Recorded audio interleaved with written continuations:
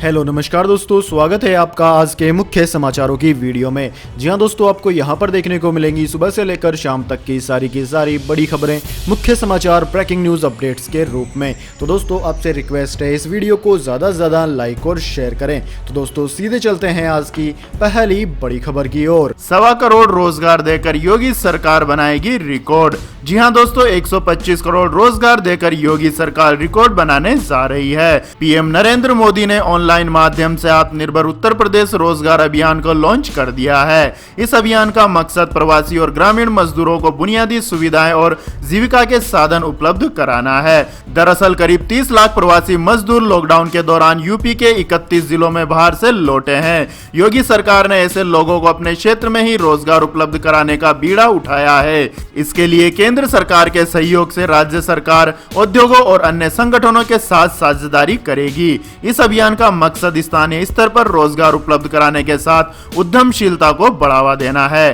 सिर्फ इतना ही नहीं, औद्योगिक संगठनों के साथ साझेदारी की स्थापना कर रोजगार के नए अवसरों को पैदा करना भी है। इसके बाद दोस्तों जानते हैं अगली बड़ी खबर। दिल्ली के सभी स्कूल 31 जुलाई तक रहेंगे बंद। इस महामारी के संक्रमण को देखते हुए सरकार ने लिया फैसला। जी हां दोस्तों, इस महामारी के बढ़ते मामलों को देखते हुए दिल्ली सरकार ने सभी स्कूलों को 31 जुलाई तक बंद करने का फैसला किया है। इसकी जानकारी डिप्टी सीएम व शिक्षा मंत्री मनीष सिसोदिया ने शुक्रवार शाम को दी है। उन्होंने बताया कि राजधानी में इस महामारी के बढ़ते मामलों को देखते हुए सरकार ने सभी सरकारी व प्राइवेट स्कूलों को 31 जुलाई तक बंद रखने का फैसला किया है। शिक्षा मंत्री मनीष सिसोदिया ने राजधानी में फिर से स्कूल खोलने के मुद्दे पर शिक्षा निर्देशालय के अधिकारियों के साथ बैठक की। बैठक में सभी स्कूलों को 31 जुलाई तक बंद रखने का फैसला किया गया है।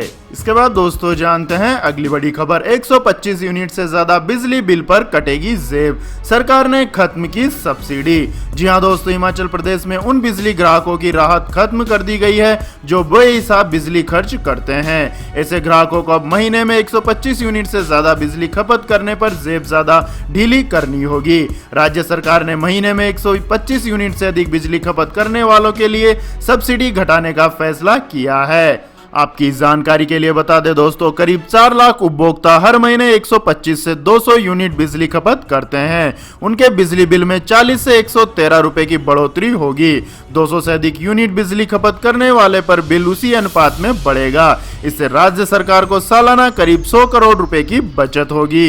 तो दोस्तों, क्या हिमाचल प्रदेश की सरकार द्वारा बिजली पर दी जाने वाली सब्सिडी को खत्म करना उचित है? कमेंट करके अपनी राय दें। इसके बाद दोस्तों जानते हैं अगली बड़ी खबर। ड्रैगन को एक और जोरदार झटका। अब भारत दिवाली पर भी चीन से नहीं करेगा कोई माल आयात। जी हां दोस्तों, चीनी वस्तुओं के बहिष्कार के अपने राष्ट्रीय अभियान भारत सम्मान हमारा अभिमान के अंतर्गत एक कदम आगे बढ़ाते हुए confederation of all India traders ने आज देश के व्यापारियों और लोगों को इस साल की दिवाली को बड़े पैमाने पर हिंदुस्तानी दिवाली के रूप में मनाने की अपील की है।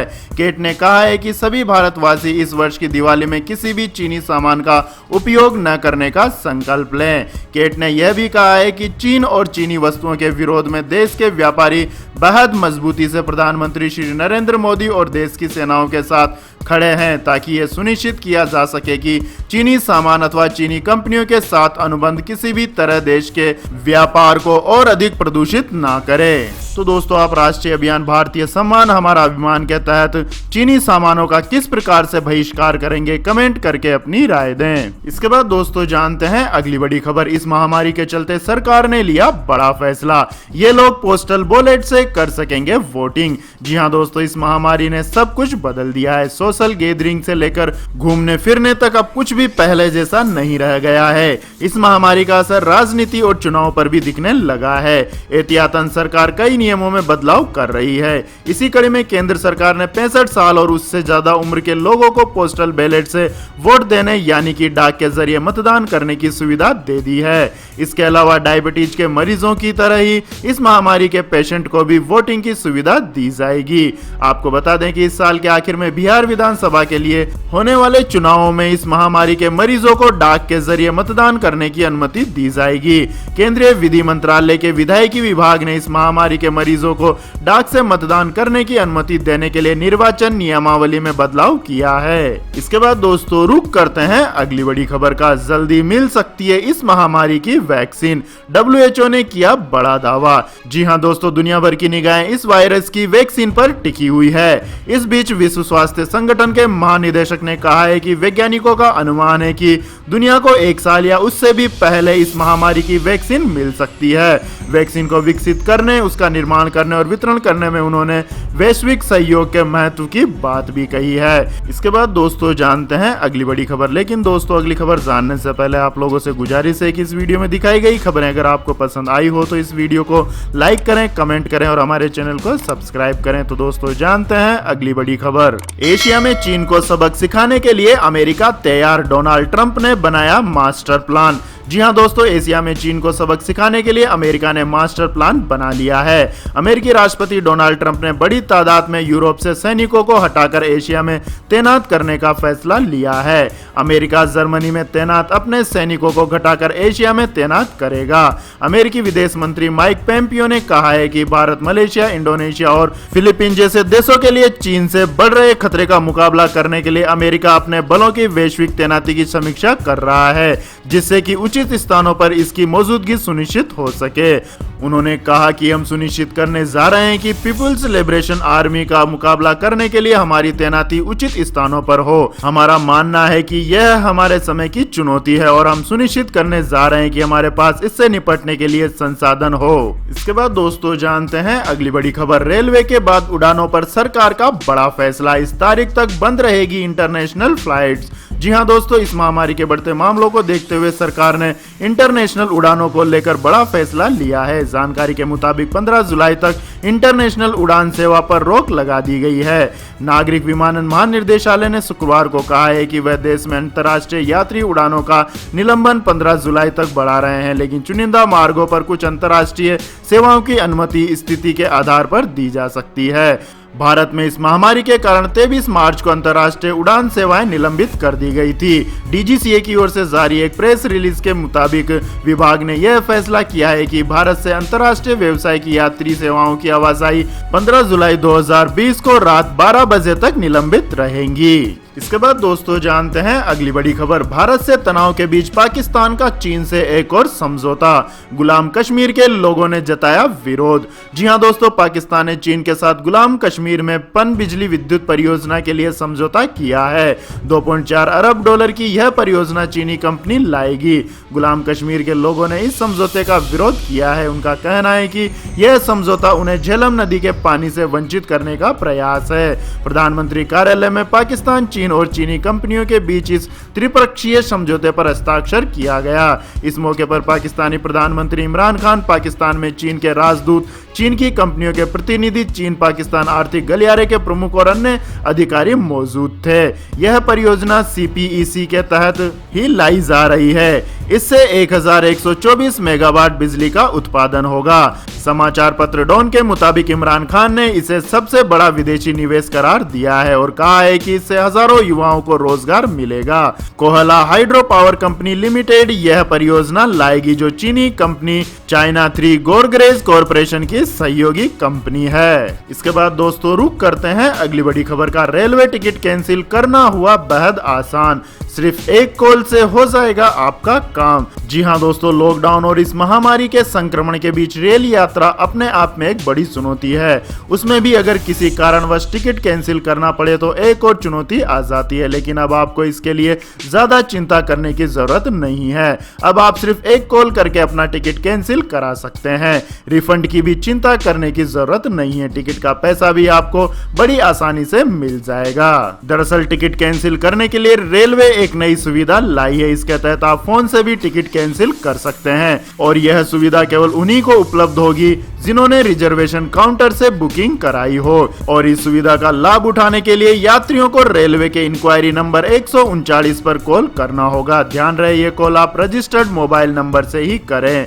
मतलब वह नंबर जो टिकट रिजर्वेशन के समय दिया गया हो। कॉल करने के बाद आपको अपना रिजर्वेशन टिकट का PNR नंबर बताना होगा। इसके बाद रेलवे आपके रजिस्टर्ड नंबर कंफर्म करेगा। कैंसिल प्रोसेस को आगे बढ़ाने के लिए आपके मोबाइल पर वन टाइम पासवर्ड भेजा जाएगा। इसकी जानकारी आपको कॉल पर ही देनी होगी। इसके बाद रेलवे आपका टिकट कैंसिल कर देगा और इसके बाद आपको रिफंड के लिए कोई इंतजार करने की जरूरत नहीं है। टिकट कैंसिलेशन के बाद आपको रेलवे के रिजर्वेशन काउंटर पर जाना होगा। टिकट कैंसिलेशन की जानकारी के साथ OTP बताकर आपको काउंटर से ही रिफंड मिल जाएगा। इसके बाद दोस्तों रुक करते हैं आज के मौसम समाचार का। पूरे देश में छाया मानसून, इन इलाकों में हो रही है अच्छी बारिश। जी हां दोस्तों, मानसून ने पूरे देश को कवर कर लिया है। इस बार अच्छी बारिश होगी। मौसम विभाग के मुताबिक दक्षिण पश्चिमी मानसून पूरे देश में पहुंच गया है, जो तय स्थिति से पहले हुआ है।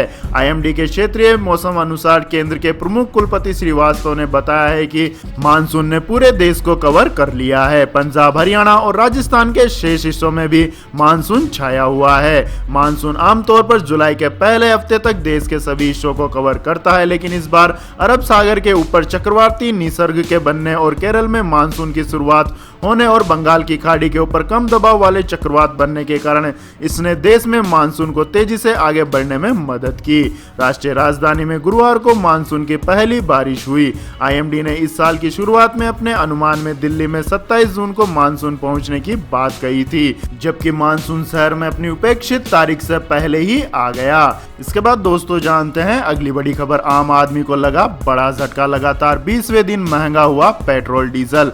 जी हां दोस्तों, देश में लगातार बढ़ती पेट्रोल डीजल की कीमतें आम आदमी की मुश्किलें बढ़ाती जा रही हैं। सरकारी ऑयल मार्केटिंग कंपनी IOC ने आज भी पेट्रोल डीजल की कीमतों में इजाफा कर दिया है। IOC की वेबसाइट पर दिए गए रेट्स के मुताबिक दिल्ली में 1 लीटर पेट्रोल की कीमत अब 80 रुपए 13 पैसे हो गई है, जबकि 1 लीटर डीजल की कीमत 80 रुपए 19 पैसे पर पहुंच गई है। हालांकि आज पेट्रोल की कीमतों में 21 पैसे और डीजल की कीमत में 17 पैसे की बढ़ोतरी की गई। इसके बाद दोस्तों जानते हैं अगली बड़ी खबर। रिकॉर्ड स्तर पर पहुंची सोने की कीमतें, अगले हफ्ते हो सकता है 50,000 के पार। जी हां दोस्तों, अंतर्राष्ट्रीय स्तर पर कीमतें बढ़ने से घरेलू बाजार में सोना खरीदना महंगा हो गया है। राष्ट्रीय राजधानी दिल्ली में 10 ग्राम सोने के दाम 239 रुपए बढ़ गए हैं। वहीं इंडस्ट्रियल डिमांड बढ़ने से 1 किलोग्राम चांदी के दाम 855 रुपए तक बढ़ गए हैं, जिससे दिल्ली सराफा बाजार में 10 ग्राम सोने का भाव 49,058 रुपए हो गया है, जबकि 1 किलोग्राम चांदी का भाव 49,300 रुपए पर पहुंच गया है। इसके बाद दोस्तों रुक करते हैं अगली बड़ी खबर का। CBSE और ICSE के 10वीं और 12वीं के छात्रों के लिए खुशखबरी, इस दिन आएगा रिजल्ट। जी हां दोस्तों, केंद्रीय माध्यमिक शिक्षा बोर्ड और council for the Indian school certification exam ने सुनवाई के दौरान सुप्रीम कोर्ट को बताया है कि 10वीं और 12वीं कक्षा के रिजल्ट को 15 जुलाई तक घोषित कर दिया जाएगा। इसके अलावा CBSE ने परीक्षा के बिना बच्चों को मार्क्स कैसे दिए जाएं, इस पर भी हल्फतनामा दायर करके जानकारी दी है। CBSE के हल्फतनामे के मुताबिक 10वीं और 12वीं की कक्षाओं के छात्रों को मार्क्स देने के लिए यह फार्मूला अपनाया जाएगा। जिन छात्रों ने 3 से ज्यादा परीक्षाएं दी है तो उन्हें बेस्ट ऑफ 3 के एवरेज से बचे हुए विषयों के मार्क्स मिलेंगे, और जिन छात्रों ने 3 परीक्षाएं दी हैं तो उन्हें बेस्ट ऑफ 2 के औसत से बचे हुए विषयों के मार्क्स मिलेंगे। जिन छात्रों ने 1 या 2 टेस्ट ही दिए हैं तो उन्हें आंतरिक मूल्यांकन या प्रैक्टिकल के औसत के आधार पर मार्क्स दिए जाएंगे। हालांकि ICSE की तरफ से सुप्रीम कोर्ट में यह भी कहा गया है कि वो 12वीं कक्षा के अलावा 10वीं कक्षा के छात्रों को भी बाद में परीक्षा देने का विकल्प दे सकते हैं। हमारा मार्क्स देने का तरीका CBSE से अलग होगा। इसके बाद दोस्तों जानते हैं अगली बड़ी खबर। हांगकांग के रास्ते चीन भेज रहा है माल, सरकार कर रही है हांगकांग के साथ बढ़ते व्यापार घाटे की समीक्षा। जी हां दोस्तों, चीन से होने वाले आयात पर भारत की कड़ी नजर को देख चीन भारत में माल भेजने के लिए हांगकांग का रास्ता अपना रहा है। यही वजह है कि वित्तीय वर्ष 2019-20 में चीन के साथ भारत के व्यापार घाटे में कमी आई है, लेकिन हांगकांग के साथ व्यापार का घाटा बढ़ गया है। सूत्रों के मुताबिक वाणिज्य मंत्रालय हांगकांग के साथ बढ़ते व्यापार घाटे की समीक्षा कर रहा है ताकि हांगकांग के रूट से आने वाले चीनी सामान पर रोक लगाई जा सके। इसके बाद दोस्तों जानते हैं अगली बड़ी खबर। OnePlus Nord की जल्द भारत में होगी लॉन्चिंग, डुअल सेल्फी कैमरे से होगा लेस। जी हां दोस्तों, OnePlus का अपकमिंग स्मार्टफोन OnePlus Nord जल्द भारत में लॉन्च होने को तैयार है, जिसे शुरुआत में भारत में OnePlus Z Z के नाम से जाना गया था। स्मार्टफोन को लेकर नया खुलासा हुआ है कि OnePlus Nord में डुअल सेल्फी कैमरा दिया गया है। रिपोर्ट के मुताबिक यह कंपनी का पहला स्मार्टफोन होगा जो डुअल सेल्फी कैमरे के साथ आएगा। OnePlus ने हाल ही में अपनी OnePlus 8 सीरीज लॉन्च की थी। इस सीरीज में भी कंपनी ने सिंगल सेल्फी कैमरा ऑफर किया था। यह phone exclusive e-commerce website Amazon पर बिक्री के लिए उपलब्ध रहेगा। तो यह थी दोस्तों आज की सभी महत्वपूर्ण बड़ी खबरें। तो दोस्तों आपको हमारा ये वीडियो कैसा लगा कमेंट करके जरूर बताएं और हमारे इस वीडियो को अधिक से अधिक लाइक और शेयर करें। साथ ही हमारे चैनल को सब्सक्राइब करके बेल आइकन का बटन भी दबा लें। धन्यवाद। जय हिंद, जय भारत, वंदे मातरम।